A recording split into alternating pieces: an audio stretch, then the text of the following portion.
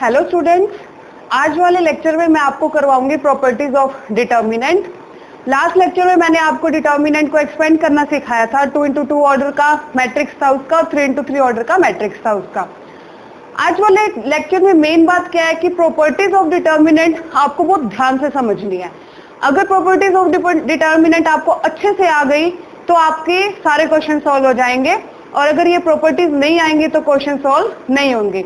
तो ये बहुत ध्यान से देखनी है कि प्रॉपर्टीज ऑफ डिटर्मिनेंट क्या होता है। मैं पहले से स्टार्ट करती हूँ। First property,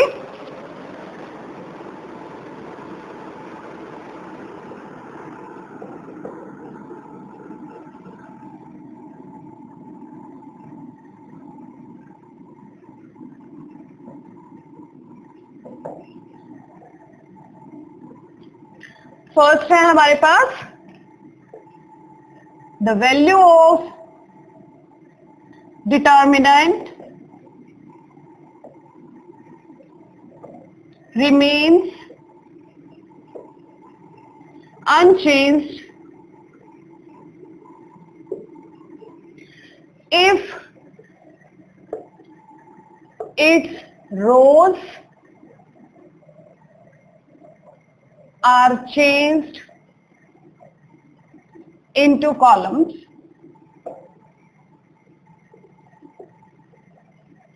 and columns into rows।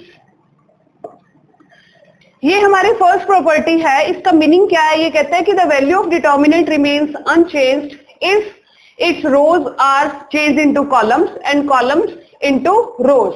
ये क्या कहता है कि अगर हम किसी भी, फॉर एग्जांपल हम कोई ए मैट्रिक्स लेट करते हैं, पहले ए मैट्रिक्स ले लेते हैं 2x2 ऑर्डर का, कोई भी ले लियो, ठीक है। अब मैं सबसे पहले आपको इसका डिटर्मिनेंट सॉल्व करके दिखाती हूँ। क्या हो जाएगा ए का डिटर्मिनेंट? लास्ट वाले लेक्चर में मैंने आपको समझाया था कि डिटर्मिनेंट कैसे सॉल्व करते हैं। डायगोनल एलिमेंट्स की मल्टीप्लाई कितना हो जाएगा? 4 माइनस नॉन डायगोनल एलिमेंट्स की मल्टीप्लाई 6। Answer is -2। क्लियर? ये तो था एक सिंपल। अब हम इस पे प्रॉपर्टी लगाते हैं। प्रॉपर्टी क्या कहते हैं कि अगर हम, ये रो होती है रो फर्स्ट, ये क्या है रो सेकंड, ये कॉलम फर्स्ट कॉलम सेकंड। ये कहता है कि अगर किसी भी इसमें हम क्या करें कि रो को कॉलम में चेंज कर दें, फर्स्ट रो को अगर हम फर्स्ट कॉलम बना दें, फिर उसका डिटर्मिनेंट फाइंड करें, सेकंड रो को सेकंड कॉलम बना दें, फिर उसका डिटर्मिनेंट हम इसका फाइंड करें, तो इसमें हमारे पास क्या आ जाएगा? उसकी वैल्यू भी सेम होगी। देखिए, फर्स्ट रो को फर्स्ट कॉलम बना दिया, 1 2 3 4 को 3 4। क्लियर? यानी कि first row first column and second row second column. अब हम इसका क्या करते हैं? डिटर्मिनेंट फाइंड करते हैं। डिटर्मिनेंट क्या हो जाएगा? 4 माइनस 6। Answer is -2। तो देखिए, सिंपल करा था तो भी -2 आया था, रो को कॉलम में चेंज कर दिया तो भी -2 ही आंसर आया है। तो ये होती है फर्स्ट प्रॉपर्टी। क्या होती है कि किसी भी, हम कहते हैं the value of determinant, determinant की वैल्यू चेंज नहीं होती अगर हम रो को कॉलम में चेंज कर देते हैं। और हम इसको क्या कह सकते हैं? जब रोज को कॉलम में चेंज करते हैं तो उसे क्या कहते हैं? आपको पहले वाले लेक्चर से मैंने बताया था, transpose of a matrix. Transpose of a matrix क्या था? कि रोज को कॉलम में चेंज कर दो। अब देखिए यहां पे इसका मीनिंग क्या? ये तो ए मैट्रिक्स था और ये जो था वो क्या था? ए ट्रांसपोज था ना। ये क्या ए मैट्रिक्स का डिटर्मिनेंट था और ये क्या आया था? ए ट्रांसपोज का डिटर्मिनेंट। बोथ आर इक्वल, यानी कि यहां से एक और हमारा रिजल्ट क्या ड्राइव होता है कि ए ट्रांसपोज का डिटर्मिनेंट इक्वल होता है ए मैट्रिक्स के डिटर्मिनेंट के। क्लियर? तो ये थी हमारी फर्स्ट प्रॉपर्टी। ये तो मैंने 2x2 का एग्जांपल लिया है, आप 3x3 का भी एग्जांपल ले सकते हो। आप सारी रोज को कॉलम में चेंज कर लो, जैसे फर्स्ट रो फर्स्ट कॉलम में, सेकंड रो सेकंड कॉलम में, थर्ड रो थर्ड कॉलम में, फिर उसका आप डिटर्मिनेंट फाइंड करोगे और पहले वाले का करोगे, दोनों का आंसर क्या आएगा? बिल्कुल सेम आएगा। ये थी हमारी फर्स्ट प्रॉपर्टी। नेक्स्ट देखिए,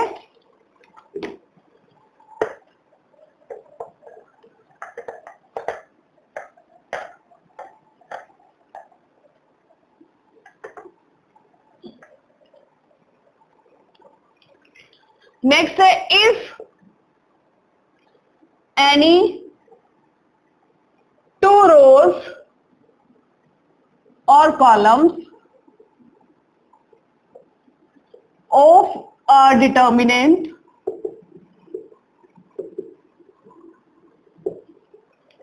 are interchanged,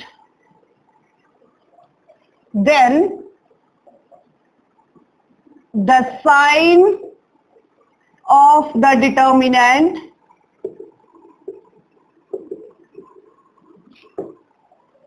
is changed. अब देखिए सेकंड प्रॉपर्टी ये क्या कहता है कि अगर इफ एनी टू रोज, चाहे रो की बात हो चाहे कॉलम की बात हो, of a determinant are interchanged. Interchange का मतलब क्या होता है, पहली रो को अगर हम दूसरी रो बना दे, दूसरी को पहली बना दे, या पहली कॉलम को दूसरी कॉलम बना दे, then the sign of the determinant is change. तो कहता है कि ऐसा करने से डिटर्मिनेंट का साइन चेंज हो जाएगा। एग्जाम्पल देखिए, कोई ए मैट्रिक्स ले लेते हैं, 1 2 3 4, 2 into 2 ऑर्डर कर लिया मैंने। पहले मैं इसका डिटर्मिनेंट फाइंड करूंगी, क्या आएगा 4 - 6 - 2। अब मैं इस पे क्या लगाऊंगी, प्रॉपर्टी। ये क्या कहता है, रो हो चाहे कॉलम हो उनको इंटरचेंज करते हैं। इंटरचेंज का मीनिंग क्या होता है, जो फर्स्ट रो है उसको सेकंड रो बना दिया, या फर्स्ट कॉलम को सेकंड कॉलम बना दो, कुछ भी बना दो, उसका साइन क्या हो जाएगा, चेंज हो जाएगा। देखिए मैं क्या करती हूं, मैं फर्स्ट रो है ना जो, इसको सेकंड बना रही हूं, यानी कि सेकंड को ऊपर ले गए, फर्स्ट को नीचे ले गए। क्लियर। अब मैं इसका क्या फाइंड करती हूं, डिटर्मिनेंट। क्या होगा इसका डिटर्मिनेंट, 6 - 4, देन आंसर इज 2। अब देखने वाली बात है, जब सिंपल था तो आंसर आया था -2। ये वाली प्रॉपर्टी लगाई है जो ये कह रहा है कि अगर आप रो को रो में इंटरचेंज कर दो, कॉलम को कॉलम में इंटरचेंज कर दो तो साइन चेंज हो जाता है। तो हो गया ना यहाँ पे साइन, देखिए ये प्लस का 2 हो गया, ये क्या था -2, ये क्या हो गया प्लस का 2। क्लियर। तो ये हमारी सेकंड प्रॉपर्टी, अगर आप इंटरचेंज करते हो रो को रो में, कॉलम को कॉलम में, then sign will be changed. ये थी सेकंड हमारी प्रॉपर्टी। नेक्स्ट देखिए,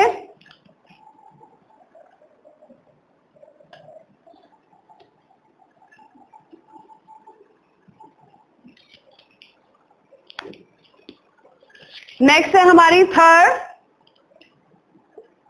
इफ एनी टू रोज और 2 columns are identical, then the value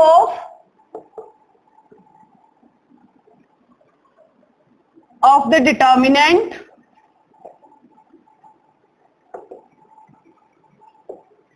is 0। देखिए ये क्या कहता है, नेक्स्ट हमारी प्रॉपर्टी है कि अगर कोई दो रो, चाहे वो 2 into 2 ऑर्डर का मैट्रिक्स हो, चाहे 3 into 3 ऑर्डर का मैट्रिक्स हो, आपको बताया था मैंने लास्ट लेक्चर में कि जो डिटर्मिनेंट होता है वो हमेशा स्क्वायर मैट्रिक्स का होता है। ठीक है, तो ये कहता है कि चाहे 2 रो सेम हो चाहे 2 कॉलम, आइडेंटिकल का मतलब क्या होता है, सेम। ठीक है, अगर ऐसा आ जाए डिटर्मिनेंट में तो उसका आंसर डायरेक्ट क्या होता है, 0। देखिए कोई भी हम एग्जांपल ले लेते हैं, इसके अंदर 1 2 3 1 2 3 1 0 1, ये मैंने क्या एक मैट्रिक्स ले लिया, यहाँ पे 3 into 3 ऑर्डर का मैट्रिक्स ले लिया। अब मैं इसका क्या फाइंड करूंगी, डिटर्मिनेंट। और देखिए आइडेंटिकल का मतलब क्या है, मैंने क्या लिया है, रो फर्स्ट और रो सेकंड को क्या लिया है, इक्वल लिया। इक्वल का मतलब क्या है, आइडेंटिकल लिया है। अब मैं इसका डिटर्मिनेंट फाइंड करूंगी, तो देखिए डिटर्मिनेंट क्या होगा इसका, कल आपको बताया था मैंने कि 3 into 3 ऑर्डर का डिटर्मिनेंट कैसे फाइंड करते हैं। मैं रो फर्स्ट के थ्रू इसको क्या कर रही हूं, एक्सपेंड कर रही हूं। क्लियर। और मैंने क्या बताया था, प्लस माइनस ऊपर लिख लो, ये प्लस वाला प्लेस, माइनस वाला प्लस वाला। क्लियर। अब क्या आएगा, 1 बाहर, 1 आ गया बाहर, तो 1 वाला रो 1 वाला कॉलम छोड़ दो, क्या बचा 2 3 0 1। आफ्टर दैट नंबर 2, माइनस का 2 बाहर आएगा, क्योंकि 2 के ऊपर मार्क कौन सा है, माइनस का। कौन सा प्लेस है ये, A12 माइनस। तो क्या हो जाएगा, ये वाला रो और कॉलम छोड़ दो, 1 3 1 1, आफ्टर दैट 3, तो फर्स्ट रो थर्ड कॉलम छोड़ दो, क्या आ जाएगा 1 2 1 0। अब हमें ये 2 2 का 2 into 2 ऑर्डर का क्या हो जाएगा, यहाँ पे डिटर्मिनेंट, इसे सॉल्व कर लेते हैं हम। क्या हो जाएगा यहां से 2 -0 -2 1 -3 +3 0 -2, तो यहां से क्या आ गया 2 आ गया, -2 क्या आ जाएगा माइनस का 2, +3 क्या आ गया माइनस का 2, ये तो 2 ही रहेगा, माइनस माइनस क्या हो जाएगा प्लस हो जाएगा, प्लस का 4 एंड प्लस माइनस माइनस का 6, then 6 -6 answer is 0।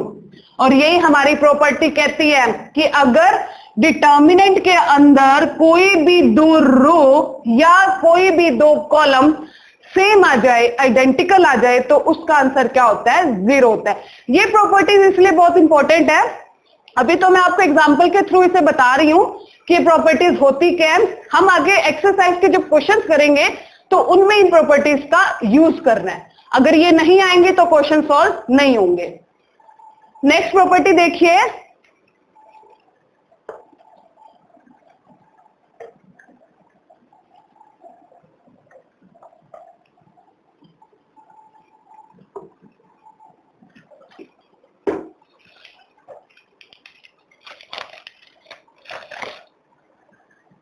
if each element in a row or column of a determinant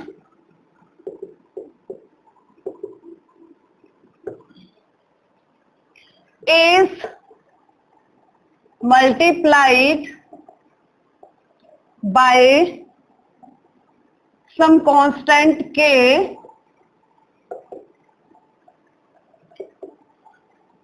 then the value of determinant is k times the value of original determinant।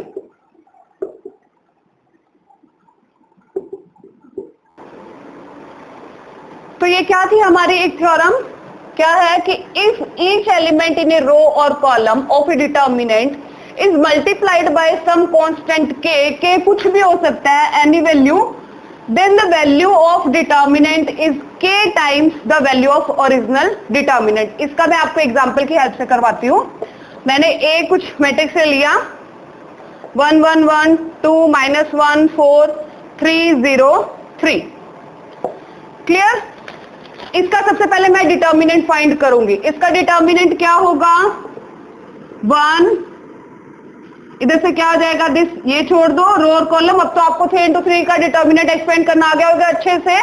क्या आ जाएगा -3 -0, after that -2, ये वाला leave कर दो, क्या बचेगा यहाँ पे 3 -0, आफ्टर दैट +3, अब ये कर दो, क्या बचेगा हमारे पास 4, ये माइनस माइनस क्या हो जाएगा प्लस का 1, तो क्या आ गया यहाँ पे मेरे पास -3 -2 into 3 +3 into 5, देन -3 -6 प्लस क्या आ गया मेरे पास यहाँ पे 15, ये हो गया -9 प्लस का 15, देन आंसर इज 6। ये तो थी एक सिंपल, मैंने डिटर्मिनेंट सोल्व किया। अब मैं इस प्रॉपर्टी को इस पे लगाती हूँ। ये कहता है कि किसी भी एक रो या कोई भी कॉलम को अगर हम किसी भी कांस्टेंट से मल्टीप्लाई कर दें तो उसका आंसर क्या आएगा। अभी देखिए, मैं इस जो मैंने लिया है एक 3 into 3 ऑर्डर का डिटर्मिनेंट सोल्व किया है, मैं फर्स्ट रो को 2 से मल्टीप्लाई कर रही हूं, ठीक है, 2 एनी कांस्टेंट 2 से मल्टीप्लाई कर रही हूं, तो मेरे पास नया क्या आ गया यहाँ पे, बी मैट्रिक्स ले लिया ना मैंने। बी मैट्रिक्स क्या एक्चुअल में 2 of A मैट्रिक्स, 2 से मल्टीप्लाई कर रही हूं मैं इसको, उसको क्या कर दिया 2 से मल्टीप्लाई, तो एक बी मैट्रिक्स लिया है, वो क्या हो जाएगा यहाँ पे 2 4 6 1 -1 0 1 4 3। ठीक है, अब मैं इसका क्या करूंगी, डिटर्मिनेंट फाइंड करूंगी। तो डिटर्मिनेंट क्या हो जाएगा इसका, यहां पे मेरे पास 2 इंटू क्या आ जाएगा, -3 -0 -4 3 -0 +6 4 +1। तो यहां से ये क्या आ जाएगा, 2 इंटू -3 दैट इज -6। ये क्या हो जाएगा, 4 इंटू 3 माइनस का क्या आ गया यहाँ पे 12 +6 इंटू ये क्या हो जाएगा 5, ये क्या आ गया यहाँ पे 30 आ गया। तो इधर से ये क्या आ जाएगा हमारे पास, माइनस का 18 प्लस का 30। तो इधर से क्या आ गया मेरे पास, आंसर आ गया इसका 12। अब देखिए समझने वाली बात क्या थी, अकॉर्डिंग टू दिस प्रॉपर्टी ये कहता है मैंने कोई ए मैट्रिक्स लिया सिंपल, उसका आंसर आया मेरे पास 6। ठीक है, फिर मैंने क्या करा, उसी मैट्रिक्स के किसी एक रो को, फर्स्ट रो को 2 से मल्टीप्लाई किया, फिर उसका डिटर्मिनेंट फाइंड किया, तो मेरे पास आंसर आया 12। इसका मतलब क्या हो गया कि जो इस 6 इक्वल्स टू 2 टाइम ऑफ ये हो जाएगा ना 12। ठीक है, इसका मतलब क्या हो गया, ये प्रॉपर्टी क्या कहती है, अगर हम किसी एक रो, किसी भी एक रो या कोई कॉलम को के कांस्टेंट से मल्टीप्लाई करते हैं तो उसका आंसर क्या आएगा, जो ओरिजिनल डिटर्मिनेंट होगा उसका के टाइम्स आंसर आएगा। क्लियर ये बात। एक इसी प्रॉपर्टी के अंदर मैं आपको और बात बताती हूं।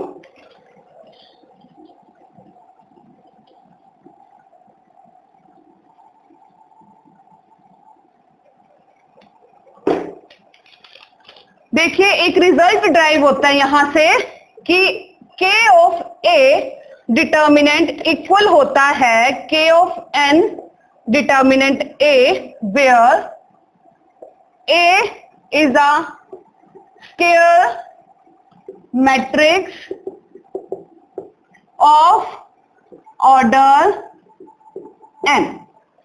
ठीक है, ये क्या कहता है कि अगर हम किसी ए मैट्रिक्स, मान लो ए मैट्रिक्स मैंने ले लिया 1 2 3 4 ले लिया, ठीक है, के मैंने ले लिया कोई 2।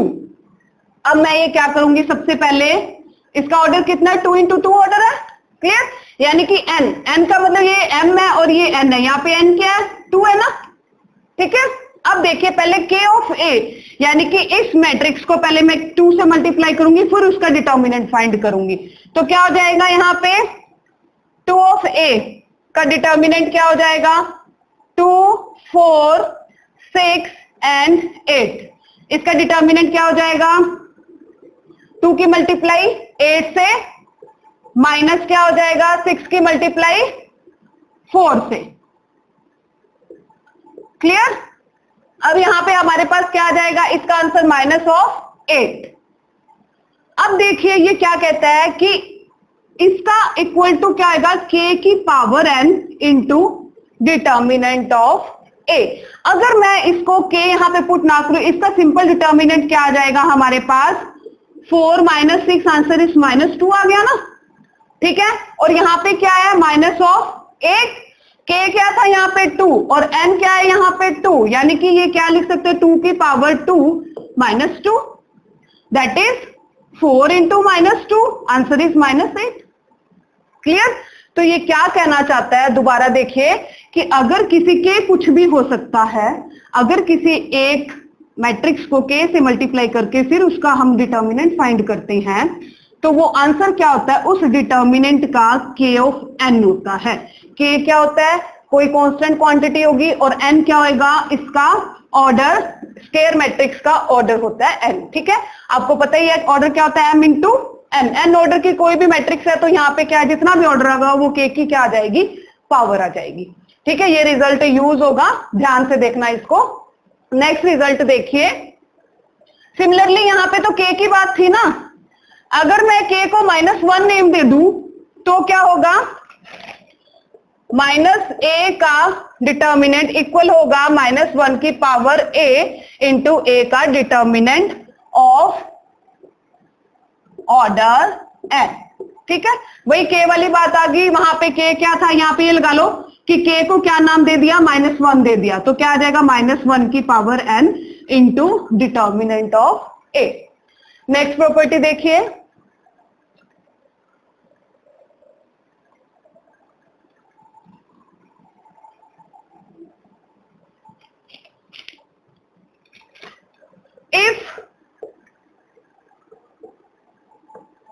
corresponding elements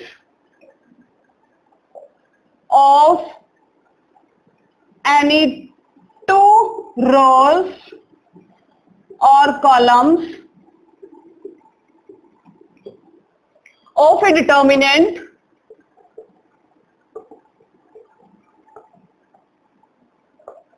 are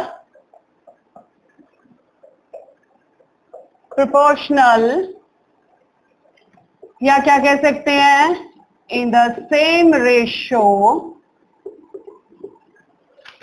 then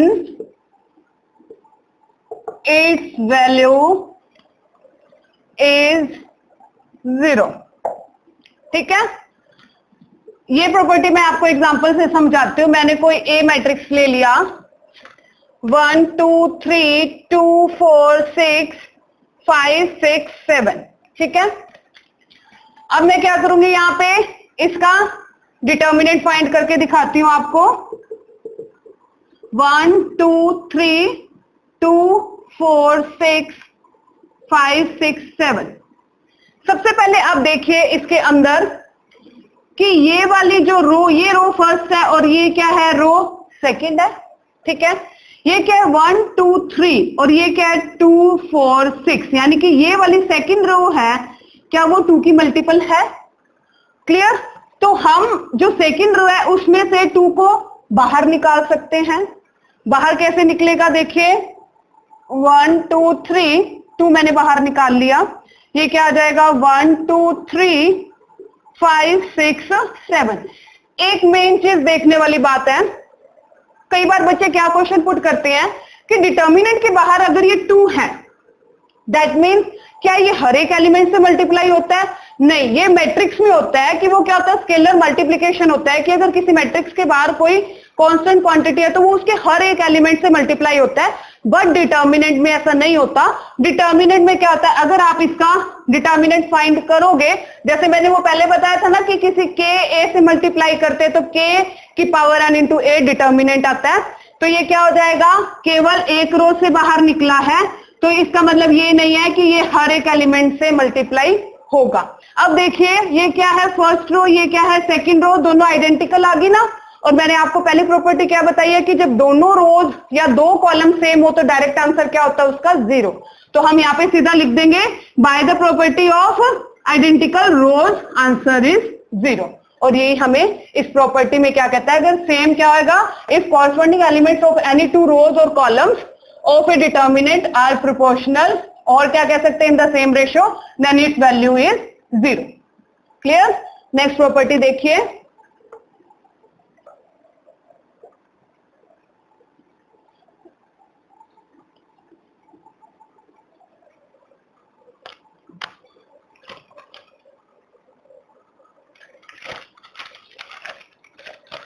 if each element of a row or column of a determinant is expressed as a sum of 2 or more terms, then the determinant can be expressed as sum of 2 or more determinant.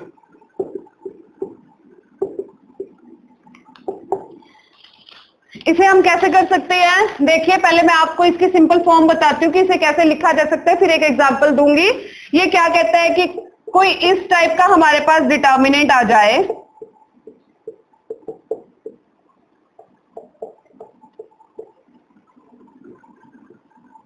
ठीक है, तो इसे मैं break करके कैसे लिख सकती हूँ, A1 A2 A3, यहां से फर्स्ट लूंगी और ये दोनों कॉलम आ जाएंगी, B1, B2, B3 and C1, C2, C3। बीच में साइन क्या है इनके? प्लस प्लस प्लस, तो बीच में क्या आ जाएगा? प्लस। फिर मैं कौन से टर्म लूंगी? अल्फा 1, अल्फा 2, अल्फा 3, और ये दोनों फिर से क्या आ जाएंगे? बिल्कुल सेम। क्या आ जाएगा यहाँ पे? Alpha 1, alpha 2, alpha 3, B1, B2, B3 and C1, C2, C3। ये कहता है कि आप इसके डिटर्मिनेंट को सोल्व करो और इसका करो प्लस इसका करो, दोनों का आंसर क्या आएगा? बिल्कुल सेम। हम इस वाली डिटर्मिनेंट को ऐसे एक्सप्रेस कर सकते हैं। ये मैं आपको एक एग्जांपल से बताती हूं। देखिए, एग्जांपल है हमारे पास यहां पे 2 प्लस ए, 2 प्लस बी, 2 प्लस सी, 1 2 1 1 3 5। ठीक है, ये मैंने एक ले लिया डिटर्मिनेंट 3 into 3 ऑर्डर का। इसे मैं ब्रेक करके कैसे लिखती हूं? अकॉर्डिंग टू दिस प्रॉपर्टी क्या हो जाएगा? 2 2 2 1 2 1 1 3 5। बीच में साइन क्या है इनके? प्लस, तो बीच में मैं क्या लिख दूंगी? प्लस। सेकंड क्या है? A B C, A B C 1 2 1 1 3 5। अब मैं आपको यहाँ पे क्या करके दिखाऊंगी? इसका डिटर्मिनेंट सोल्व करके दिखाऊंगी और ये दोनों करके ऐड करके दिखाऊंगी। दोनों का आंसर क्या आएगा? बिल्कुल सेम। पहले हम ये वाला डिटर्मिनेंट सोल्व करते हैं। क्या हो जाएगा यहाँ से? रो फर्स्ट के थ्रू मैं इसको एक्सपेंड कर रही हूं। ये वाली रो फर्स्ट कॉलम छोड़ दो। ये क्या आ जाएगा यहाँ पे?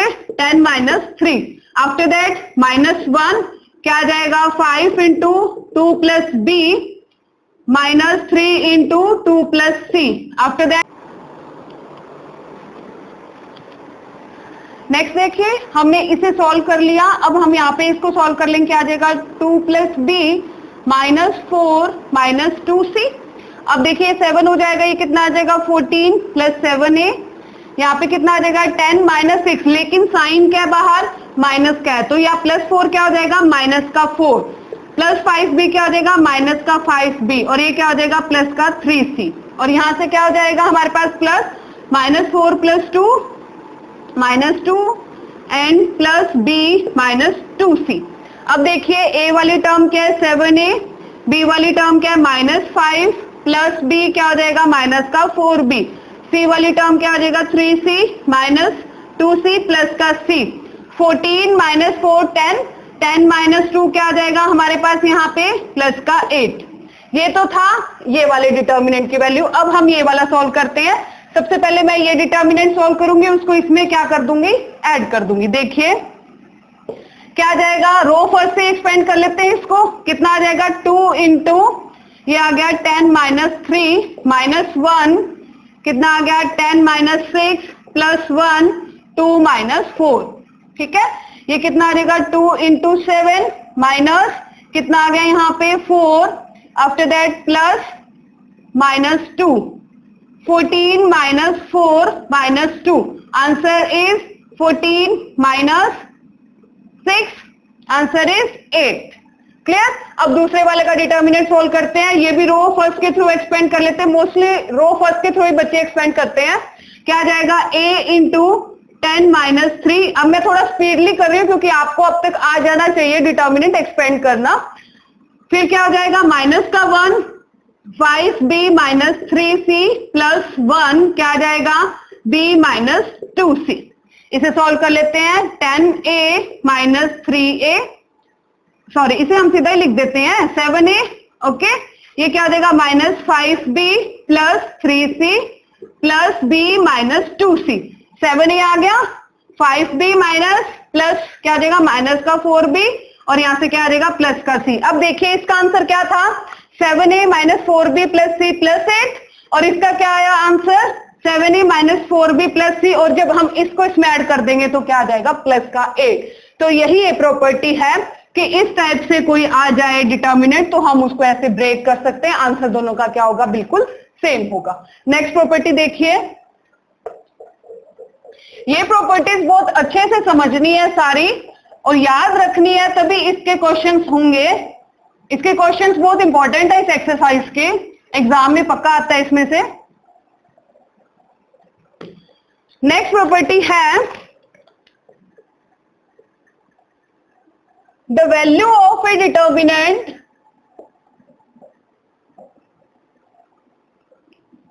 is unaltered if to each element of any row or column be added some multiple k, where k not equal to 0 होना चाहिए, of the corresponding elements of any other row or column. देखिए मैंने कोई यहाँ पे a का determinant ले लिया, a1, a2, a3, b1, b2, b3 and c1, c2, c3. ये क्या कहता है पहले आप देखिए, कहता है the value of a determinant is unaltered, मतलब remain same if to each element of any row or column be added some multiple k of the corresponding element of other row or column. ये कहता है कि किसी भी determinant के अंदर आप किसी भी रो या कॉलम को किसी k से मल्टीप्लाई करके दूसरी में ऐड कर दो पर उसकी वैल्यू चेंज नहीं होंगी. अब देखिए मैं यहाँ पे क्या करती हूँ, मैं कॉलम सेकंड को k से मल्टीप्लाई करके कॉलम फर्स्ट में ऐड करूंगी. तो क्या बन जाएगा मेरे पास यहाँ पे a1, सबसे पहले इसको k से मल्टीप्लाई कर दिया तो क्या हो जाएगा a1, a2, a3, kb1, kb2, kb3, c1, c2, c3. अब मैं कॉलम सेकंड को कॉलम फर्स्ट में क्या करूंगी, ऐड करूंगी. ऐड कैसे हो जाएगा, plus k of b1, a2 plus k b2, a3 plus k b3, b1, b2, b3, c1, c2, c3. ये आ गया एक मेरे पास नया डिटर्मिनेंट. अब देखिए पहले वाली प्रॉपर्टी क्या थी कि इस टाइप का डिटर्मिनेंट आ जाए तो मैं इसे ब्रेक करके लिख सकती हूँ. कैसे, a1, a2, a3 के साथ ये दोनों कॉलम्स, फिर इसके साथ ये दोनों कॉलम्स लिख देते हैं. a1, a2, a3, b1, b2, b3, c1, c2, c3 plus, क्योंकि बीच में साइन क्या है यहाँ पे प्लस का है. अब मैं ये वाले लूंगी एलिमेंट्स और ये वाले, क्या आ जाएगा kb1, kb2, kb3, b1, b2, b3 and c1, c2, c3. Clear यहां तक. अब देखने वाली बात क्या है, इस पूरी कॉलम में क्या आ रहा है, k हर एक के पास है. किसी भी रो या कॉलम से अगर हम कोई भी कांस्टेंट क्वांटिटी कॉमन निकालते हैं, यानी कि डिटर्मिनेंट से बाहर निकालते हैं, तो वो हर एक कांस्टेंट क्वांटिटी हर एक कॉलम के एलिमेंट के पास होना चाहिए. जैसे यहां पे मैं कह रही हूं कि C1 से मैं k कॉमन निकाल रही हूं, तो k हर एक के पास होना चाहिए, तभी हम कॉमन निकाल सकते हैं. अगर रो की बात है तो रो में भी वो k होना चाहिए, तभी कॉमन आ सकता है. यहां पे k बाहर आ जाएगा तो यहां से मैं हटा दूं इसको, k बाहर आ गया. ठीक है, k बाहर आ गया. अब देखने वाली बात है कि फर्स्ट कॉलम और सेकंड कॉलम क्या आ गई, सेम आइडेंटिकल आ गई. और इससे पहले मैंने आपको प्रॉपर्टी करवाई है कि कोई दो रो या कोई दो कॉलम अगर आइडेंटिकल आ जाए, सेम आ जाए, तो उस डिटर्मिनेंट की वैल्यू क्या होती है, 0. तो यहां पे मैं इसको क्या पुट कर दूंगी, 0, k इंटू 0, 0. तो देखिए चाहे प्रॉपर्टी ये वाली लगाई, यही तो कहता है ना कि ये था पहले और दोबारा से वही आ गया ना, क्योंकि वो तो 0 हो गया. Both are equal. तो क्या कहता है, किसी भी रो को या कॉलम को किसी कांस्टेंट क्वांटिटी से हम मल्टीप्लाई करके अगर दूसरी में ऐड करते हैं तो कोई फर्क नहीं पड़ता. ठीक है, नेक्स्ट देखिए प्रॉपर्टी.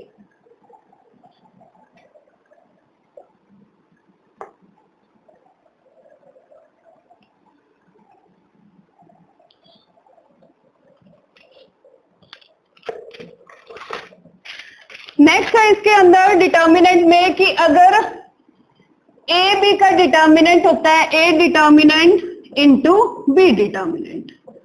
इसका मतलब क्या है कि कोई ए मैट्रिक्स होगी, कोई बी मैट्रिक्स होगी, हम उन दोनों की मल्टीप्लाई करेंगे. मल्टीप्लाई करनी आपको आती होगी, अलजेब्रा ऑफ मैट्रिसेस में मैंने अच्छे से समझाई थी आपको कि दो मैट्रिक्स की हम मल्टीप्लाई कैसे करते हैं. पहले दोनों की मल्टीप्लाई करो, फिर उसका डिटर्मिनेंट फाइंड करो, और दूसरी तरफ पहले ए का डिटर्मिनेंट फाइंड करो, बी का डिटर्मिनेंट फाइंड करो, फिर उनको मल्टीप्लाई करो, दोनों का आंसर क्या आएगा? बिल्कुल सेम। ये आप कोई भी एग्जांपल लेके इसको इजीली कर सकते हैं। नेक्स्ट देखिए, मोस्ट इंपॉर्टेंट अब क्या आते हैं जो इस एक्सरसाइज में बहुत ज्यादा यूज होंगे, वो क्या होते हैं? Elementary operations.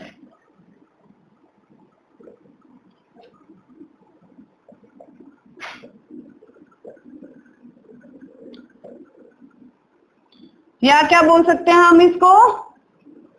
ट्रांसफॉर्मेशन।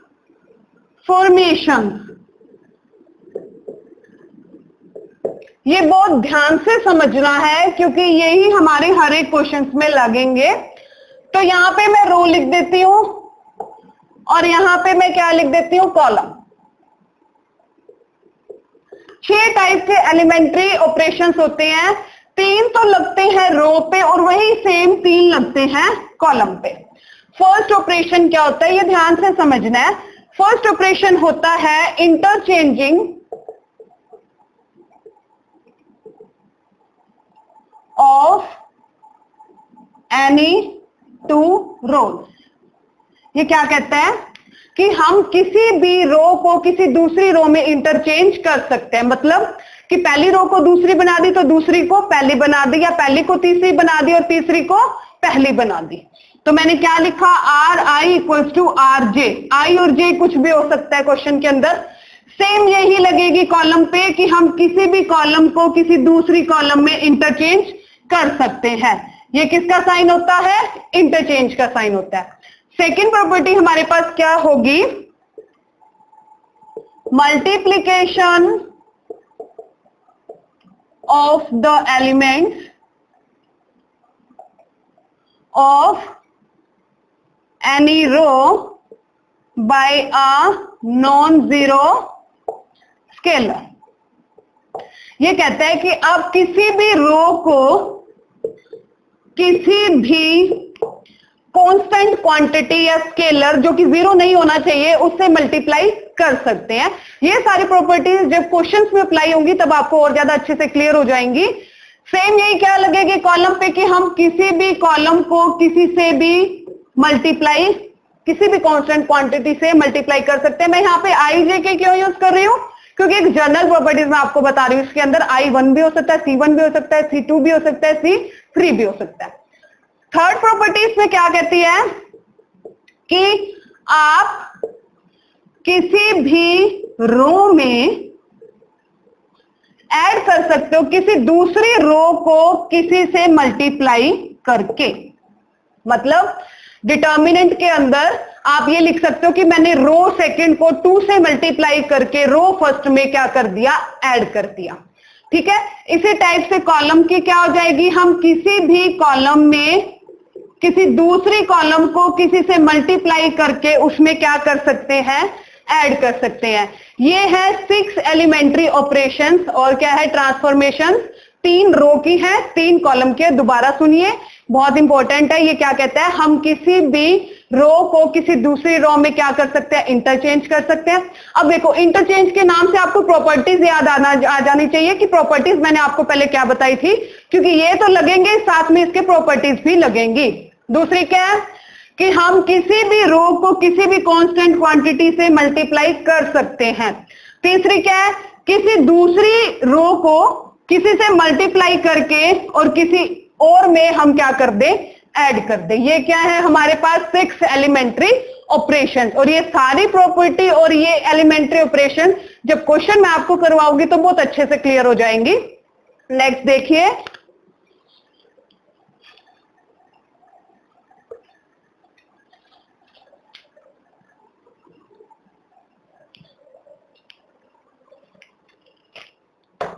अब मैं आपको एक क्वेश्चन करवाती हूं।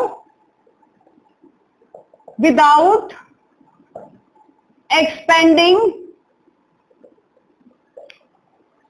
प्रूव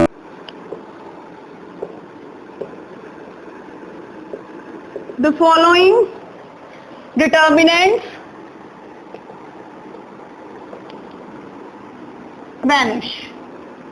वैनिश का मतलब आपको पता है कि उसका आंसर क्या होगा, 0 होगा, वो खत्म हो जाएगा। तो पहला मैंने क्या लिया डिटर्मिनेंट, 3, 1, 6, 5, 2, 10, 7, 4, 14। इसी टाइप से एक और मैं ले लेती हूं, x plus Y, Y plus Z, Z plus X, Z X Y -3 -3 -3। ये दो क्वेश्चन है अपने अपने टाइप के। क्वेश्चन क्या कहता है, विदाउट एक्सपेंडिंग। विदाउट एक्सपेंडिंग का मतलब है, जो मैंने आपको कल समझाया था कि हम एक्सपेंड कैसे करते हैं, इसे सॉल्व कैसे करते हैं, सिंपल 3 into 3 ऑर्डर का ये है डिटर्मिनेंट। ये कहता है वो वाला मेथड अप्लाई नहीं करना, आपको यहाँ पे क्या लगानी है, इसमें प्रॉपर्टीज लगानी है। तो देखिए सबसे पहले आपको प्रॉपर्टीज अगर लर्न होगी तो ये क्वेश्चंस आप कर सकते हो, अदरवाइज क्वेश्चंस नहीं आएंगी। तो क्वेश्चन स्टार्ट करने से पहले आपको प्रॉपर्टीज बिल्कुल टिप्स पे होनी चाहिए, बहुत अच्छे से देखना ये पूरा लेक्चर। अगर प्रॉपर्टीज क्लियर हो जाएंगी तो नेक्स्ट हम क्वेश्चंस करेंगे। अब यहाँ पे देखने वाली बात है, ये क्या है, 3, 1, 6, 5, 2, 10, 7, 4, 14। अब देखिए यहाँ पे 6, 10 और 14 किसका मल्टीपल है, 2 का मल्टीपल है, क्लियर। अब देखिए मैं इसे लिख सकती हूं ना, यहाँ पे देखिए 3, 5, 7, 1, 2, 4, ये क्या हो जाएगा, 3 into 2, 5 into 2, 7 into 2, है ना। और मैंने आपको क्या कहा था, किसी भी पूरी रो या किसी भी पूरी कॉलम से मैं कोई कांस्टेंट क्वांटिटी को कॉमन निकाल सकती हूं। अब मैं अगर आपको कहूं ये रो क्या है, कॉलम 3 है ना, मैं कहती हूं कि मैं कॉलम 3 में से 2 कॉमन निकाल रही हूं, तो 2 कॉलम 3 के हर एक एलिमेंट के पास होना चाहिए। देखिए यहां पे भी है, यहां पे भी है, यहां पे भी है, तो 2 बाहर आ जाएगा डिटर्मिनेंट से। 3, 5, 7, 1, 2, 4, ये क्या रह गया, 3, 5, 7। देखते ही पता लग जानी चाहिए कि कौन सी प्रॉपर्टी लग रही है, आइडेंटिकल वाली। पहली कॉलम थर्ड कॉलम के इक्वल है, देन डायरेक्ट आंसर इज 0। और यही हमें बताना था कि वो क्या कहता है, एक्सपेंड मत करो लेकिन डिटर्मिनेंट वैनिश हो जाना चाहिए। हो गया हमारा वैनिश यहाँ पे, ठीक है। सिमिलरली मैं दूसरा क्वेश्चन करती हूँ, यहाँ पे क्या लगाऊंगी, हम यहाँ पे एलिमेंट्री ऑपरेशन लगाएंगे। ध्यान देना पहली बात, उसमें तो क्या था क्वेश्चन में, सीधा नंबर्स थे, मैंने देख लिया कि हाँ ये 2 का मल्टीपल है तो कॉमन निकाल लिया। यहाँ पे मैं सबसे पहले आपको बता देती हूँ, ये रो फर्स्ट है, उसे हम क्या लिखेंगे, R1 के नाम से डिनोट करेंगे, रो सेकंड को R2 से, रो थर्ड को R3 से, कॉलम फर्स्ट को C1 से, C2 और C3। अब ध्यान देना, मैं ऑपरेशन लगाऊंगी यहाँ पे, मैं कहती हूं कि R1 ऑपरेशन, मैंने बताया था ना बीच में क्या होता है, एरो, मैं इसमें लगा रही हूं सेकंड ऑपरेशन। सेकंड ऑपरेशन क्या था, अब मैं यहाँ पे क्या लगाऊंगी, ऑपरेशन लगाऊंगी। ध्यान से समझना, ऑपरेशन मैंने क्या लगाया कि जो R1 रो है, तो मैं पहले यहाँ पे लिख दूंगी R1 प्लस, मैं R1 में ऐड कर रही हूं R2 और उसको 1 से मल्टीप्लाई करके। वैसे ये लिखो मत लिखो 1, कोई फर्क नहीं पड़ता, क्योंकि ये कौन सी हमारे पास ऑपरेशन आ गया, थर्ड ऑपरेशन आ गया। क्या था थर्ड ऑपरेशन, कि हम RI arrow RI plus K of RJ था ना, अभी बताया मैंने आपको थर्ड ऑपरेशन, तो वो यही लगा है। थर्ड ऑपरेशन क्या कहता है, किसी भी एक रो में किसी दूसरी रो को किसी से मल्टीप्लाई करके ऐड कर सकते हैं। तो यहाँ पे मैंने क्या किया, रो फर्स्ट में ऐड कर दिया इसको 1 से मल्टीप्लाई करके R2 को। 1 लिखो ना लिखो फर्क नहीं पड़ता, क्योंकि सेम ही होता है आंसर। तो ऐड कर दीजिए, क्या हो जाएगा यहाँ पे, x plus Y plus Z, ये वाला यहाँ ऐड होगा, ये वाला यहाँ ऐड होगा और ये वाला यहाँ ऐड होगा, y plus Z plus X, Z plus X plus Y. और एक मोस्ट इंपॉर्टेंट चीज क्या है, जिस किसी रो या किसी कॉलम पे हम ऑपरेशन लगाएंगे केवल वही चेंज होगी, दूसरी रो या कॉलम चेंज नहीं होगी। ध्यान रखना। अब यहाँ पे मैंने R1 पे ऑपरेशन लगाया ना, यानी कि रो फर्स्ट पे, तो देखिए मैंने सिर्फ रो फर्स्ट को ही चेंज किया है, सेकंड और थर्ड को छेड़ा भी नहीं है, ठीक है।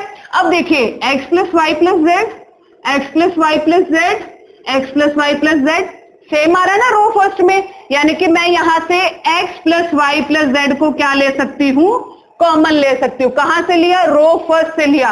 मैंने देखा हाँ तीनों के पास है तो मैं कॉमन ले सकती हूँ। इधर से देखिए थर्ड रो में तीनों के पास क्या है, -3 है ना, तो मैं -3 भी कॉमन ले सकती हूँ। तो यहां से क्या आ गया, 1 1 1 Z X Y 1 1 1। तो यहाँ पे क्या आ गया, दो रो क्या आ गया हमारे पास बिल्कुल सेम, तो कौन सी प्रॉपर्टी लगी, आइडेंटिकल, तो आंसर क्या आ गया इसका, डायरेक्ट 0 आ गया। ठीक है, तो यहाँ पे मैंने कौन सा ऑपरेशन लगाया, एलिमेंट्री ऑपरेशन लगाया थर्ड, कि मैंने आर, तो यहाँ पे मैंने क्या ऑपरेशन लगाया था कि R1 arrow R1 plus R2, मतलब R1 में क्या ऐड कर दिया, फर्स्ट रो में सेकंड रो ऐड कर दिया। ठीक है, ये क्या था, एलिमेंट्री ऑपरेशन। तो आज के लिए इतना ही। अब आपको करना क्या है, सबसे पहले ये अच्छे से देखना लेक्चर, प्रॉपर्टीज आपको अच्छे से आनी चाहिए। अगर आपको प्रॉपर्टीज अच्छे से आएंगे तो ही आप क्वेश्चन कर पाओगे, अदरवाइज बहुत मुश्किल हो जाएगा। आज के लिए इतना ही, थैंक यू।